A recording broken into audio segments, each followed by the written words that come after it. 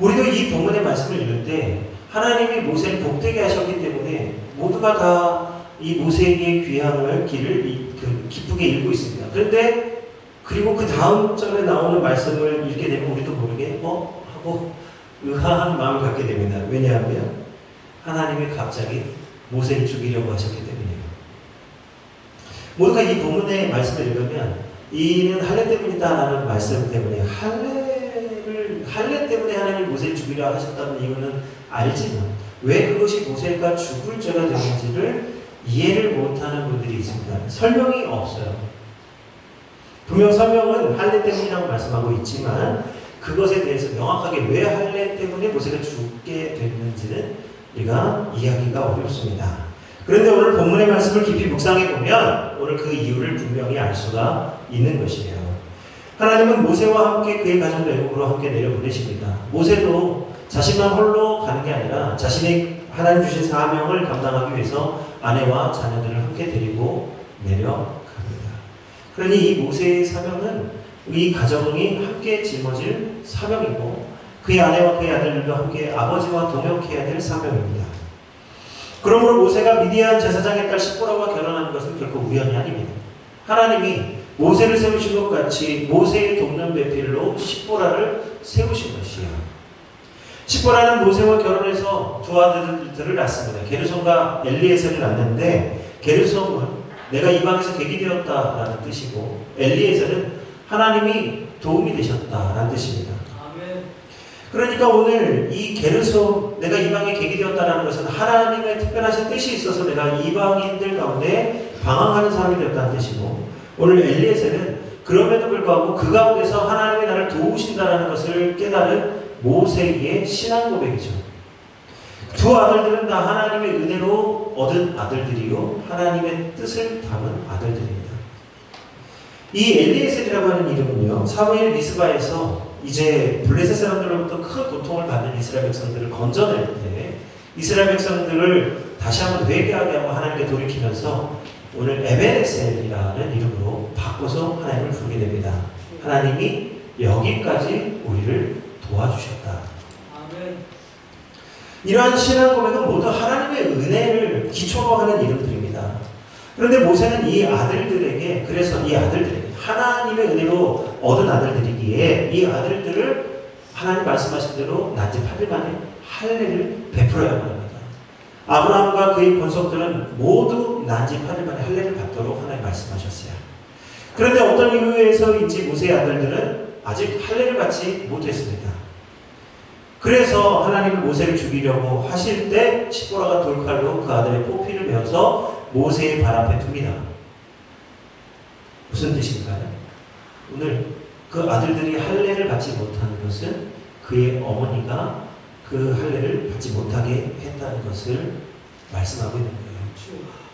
누구도 아들의 포피를 베지 못한다. 내가 눈 뜨고 있는 동안에는 내 눈에 흙이 들어가기 전에는 내 아들의 포피를 못 뺀다. 그런 결단이 있었던 것이죠. 그렇기 때문에 시보라가 오늘 그 아들의 포피를 직접 베어서 자신의 남편의 발 앞에 두는 것입니다.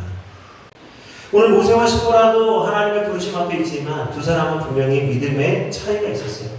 모세는 어려서부터 하나님의 말씀을 어머니로부터 배웠고 그의 백성을 위해서 기도하는 사람이었습니다. 그러니까 시보라는 이방인의 딸로서 나중에 부르심을 받았기 때문에 모세처럼 그 믿음이 그 깊이가 깊지를 못했어요.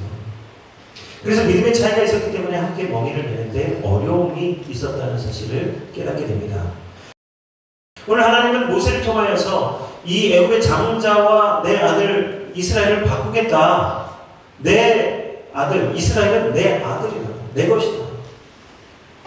그래서 애굽의 바로왕의 장자를 바꿔서라도 내 아들을 다시 찾겠다고 말씀합니다. 하나님이 이스라엘을 얼마나 귀하게 여기시는지 지금 말씀하고 있는 것이죠. 그런데 바로가 완악하여 이스라엘을 내어주지 않는 것처럼 시보라도 하나님께 자신의 아들을 온전히 내어드리지 못하고 있습니다. 바로가 하나님을 인정하지 않는 것처럼 시보라도 지금 하나님을 인정하지 않고 있는 것이에요. 여기 오늘 하나님이 모세에게 주신 사명이 바로의 애굽에서도 일어나고 있었고 모세의 집에서도 일어나고 있었어요. 바로가 바로가 이스라엘을 하나님께 내어주지 않은 것처럼 이 모세의 가정도 그들의 아들을 하나님께 내어주지 않고 있었다는 거예요. 여기 하나님의 백성과 내 아들이라고 하는 차이만 있을 뿐 다 하나님의 것이 아니라 내 것으로 주장하는 사람들의 모습이 나타나고 있습니다. 그런데 오늘 시보라가 그 사실을 깨닫지 못하고 있었다는 거예요. 하나님의 말씀을 듣지만 자신의 가정 안에 똑같은 일이 일어나고 있는 이 영적 원리가 일어나고 있는 것을 알지 못했다는 것이죠.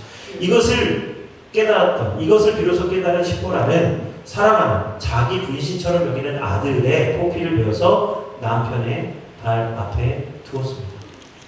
요즘 현대인의 가정 가운데 우선순위가 첫 번째 1번은 아내고, 두 번째가 자녀고, 세 번째가 애완동물이고, 네 번째가 냉장고고, 다섯 번째가 남편이라는 우선순위가 있잖아요. 그러니까 오늘 시보라의 가정도 어쩌면 그런 우선순위 가운데 있었는지 몰라요. 이 가정의 영적 질서를 시보라가 정하고 있었던 거죠. 그런데 자신의 분신처럼 여기는 아들의 포피를 베어서 막둥이인 남편의 발 앞에 두었다는 것은 남편의 권위를 인정하고 하나님의 사명을 순종하겠다라고 하는 결단의 뜻이 담겨 있는 겁니다. 그래서 시보라는 모세를 향해서 고백하는 게 할례 때문이라고 말하잖아요. 할례 때문에 이 문제가 일어났다는 거예요. 그런데 시보라와 모세의 관계가 새롭게 정립되죠. 거기 시보라가 남편을 향해서 하는 고백이 모세를 향한 새로운 관계가 형성되는 거예요. 당신은 참으로 내게 피 남편이십니다.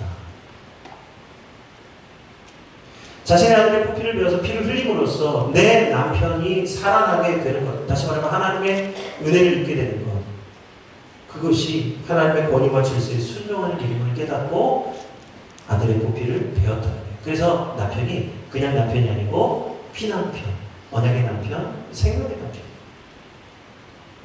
오늘 모세의 가정의 피값으로 회복되었습니다. 오늘 예수 그리스도의 보혈의 은혜를 미리 맛보게 하시는 것이에요. 그만큼 그 정도로 모세와 그의 가정은 하나님 앞에 그의 가정이 온 가정이 하나님께 충성했습니다. 그 정도의 각오가 오늘 모세에게 하는 것이에요. 비록 하나님 앞에서 나는 입이 뻣뻣합니다. 보낼 만한 자를 보내주옵소서라고 그 사명을 거절하긴 했지만 한번 그 사명을 맡은 뒤로는 모세는 단 한 번도 뒤를 돌아본 적이 없습니다.